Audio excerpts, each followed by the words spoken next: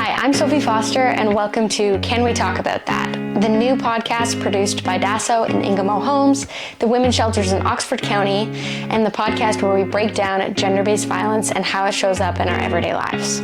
For today's episode, I'm bringing on multiple guests so that we can have a real-life example of how gender-based violence can show up in our everyday lives. I'll read a real-life example that someone has posted on Reddit and ask our participants and our guests to kind of unpack it with me as we explore what happens in the scenario, if it's abusive, if we can see certain aspects of gender-based violence within the story, just to give us a little bit of context and a real-life example of what it can look like. Before we get into today's episode, I just want to give a quick heads up that we are discussing a real-life example in this episode, and that could be triggering to some viewers or listeners. If anything comes up, please just take care of yourself. Feel free to pause, take breaks, maybe come back to this episode a little bit later. If you or someone you know does need anything, please feel free to call the DASO crisis line. The toll-free number is 1-800-265-1938. It's open 24/7, it's confidential, and it's completely free. Please like, subscribe, and share these episodes as we learn together and break down gender-based violence. Just one more heads up that this episode contains some strong language and discussions of mature themes, so listener discretion is advised. For today's episode, we are doing a Reddit reactions. We have our beautiful guests on the show today. We have Brooke McCoy, Ingamo's child and youth worker. We have Natasha McMillan from DASO, an outreach worker. And we also have Czarina Garcia from Ingamo, being the manager of programs and outreach. So for today's episode, we're going to get your live reaction as we unpack a Reddit scenario, a Reddit story. None of our participants have heard this story before, and we're just gonna unpack. So we do want this, this is like girls' night reaction, but with informed experts from our community. So these stories might seem maybe dramatic or maybe even funny at first, but they give us a chance to kind of unpack real situations and talk about what's going on beneath the surface in people's lives. So, for our first story, we are going to do, this one's called, Am I in an Abusive Relationship? Yes. Okay, so I'm going, if you're asking it, it's probably a yes, but let me read it first. So, the story today, I'm going to try and read this without a reaction. Okay. My boyfriend is great, and I want to start with that sentence because I really do believe he's awesome. He supports me on everything, tells me I'm cute and pretty, even though I know I don't look my best all the time. I had so many issues with my family, and he supported me all the way, and his family is great with me. We're together since the beginning of the pandemic, and we moved in together 6 months ago. This is the part where I need your opinion. He's a very aggressive person. Not aggressive like he hits me, but when he gets mad, he can be found smashing things to the floor or walls and screaming mean things to me. He would tell me to shut the fuck up, and every time he's mad for any reason, he threatens to leave me.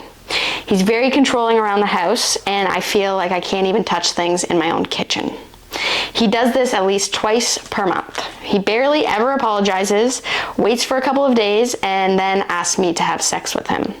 I don't know about y'all, I think this is American, but I can't have sex with someone that 3 days ago told me to shut the fuck up and threw objects around the kitchen, bracket, maybe to intimidate me.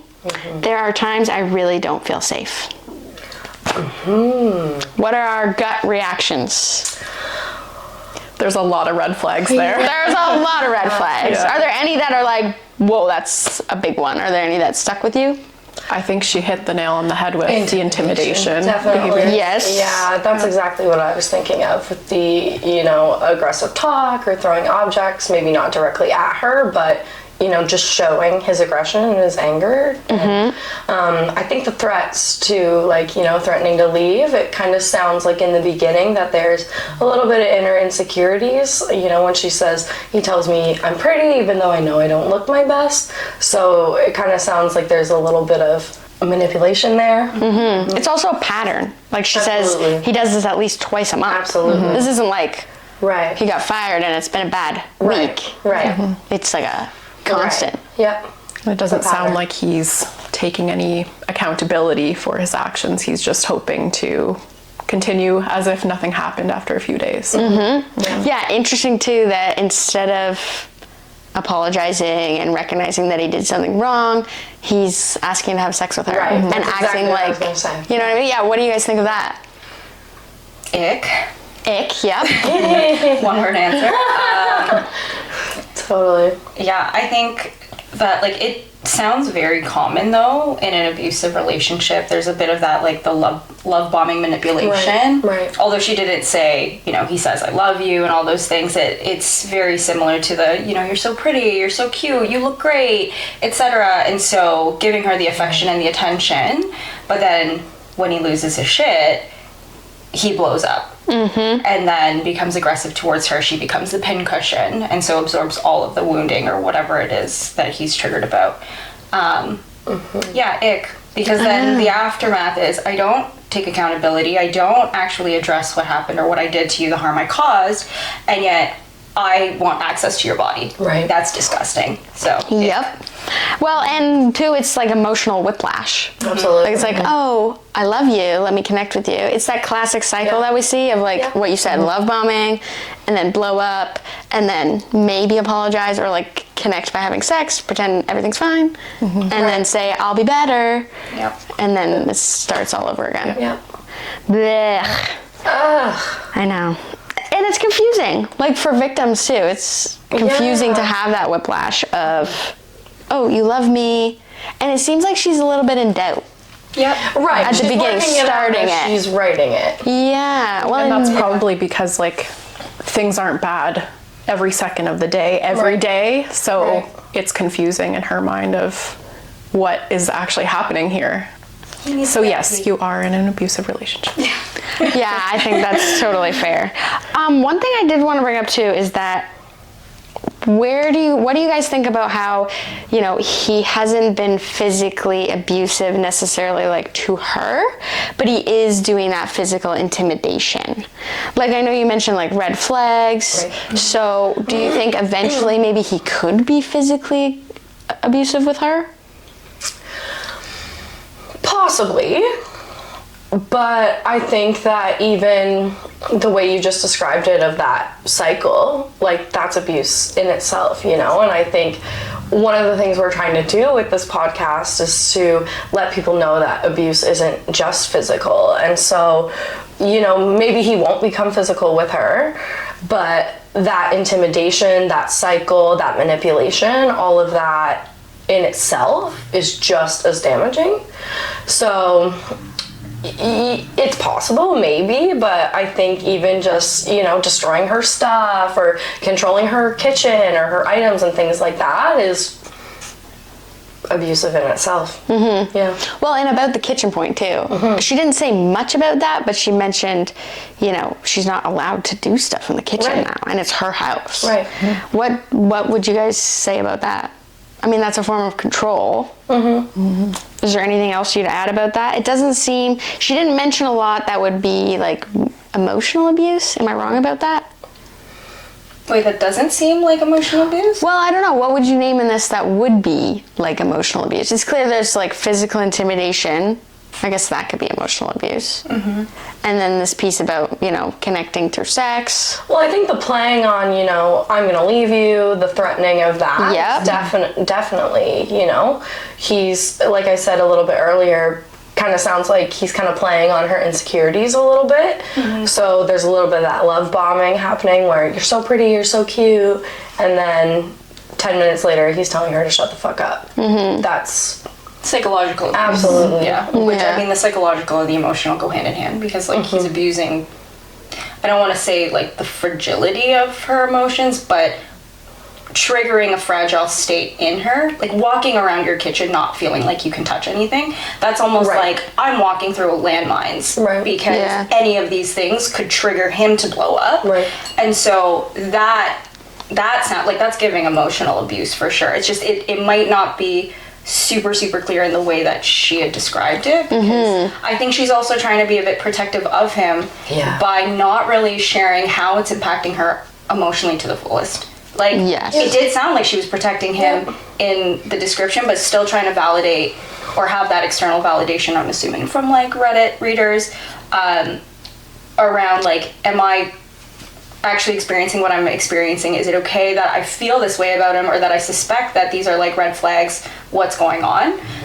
But I do think that maybe it's not super, super transparent, like the emotional abuse part, because she might be protecting him, like some aspects, right? Yeah, that's totally fair. What did she not put in this little paragraph Yeah, exactly. Right. that's happening? Or maybe that she's not even realizing could be abusive that's happening. Like, I feel like it's giving sexual abuse too. Yeah. And that is coupled with the emotional entanglement of like a sexual intimate relationship. Could be sexual assault. Like, we might not even know that. Right. He could be forceful. Yeah. In the bed, like, you know, he could be forceful and she's just not naming that. It's kind of like, and 3 days later he expects to have sex. Right. Well, do you consent to that? Right, what's that look like? Right. So, yeah. Yeah, Is there that's a good more? point. Like, is she worried that if she doesn't, well, things are just going to get worse? That's not full consent. Yeah, Right. exactly. Yeah, exactly. Yeah, it's complete manipulation. Are there any final thoughts about this scenario? I think for her, like, just in general too, it's important when we're talking about abuse, it's more about the impact rather than the intent of his actions. So reflect on how you're feeling in this relationship and how it's impacting you, and I think that will give you more insight. When she did end it by saying, I really don't feel safe, Yeah. to quote. Yeah. That tells you what you That's need to pretty know. big. Yeah. Well, I think this Reddit post gives us a great example of how to unpack when you love someone, but you also don't feel safe with them. Yeah. And how someone might treat you nice sometimes, but they can still be abusive. So I think hopefully this episode shines light on intimidation, throwing things around, being aggressive that way. Maybe they're not hitting you, Right. but that's still intimidation. Right. There's emotional abuse, there's a little bit of coercion there, and there's also this myth of the great guy who just loses it sometimes.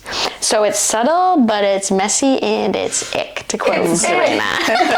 It's giving it. It's giving ick, unfortunately. Well, thank you so much for coming on and kind of unpacking this scenario, and I hope to have you guys back for some more scenarios.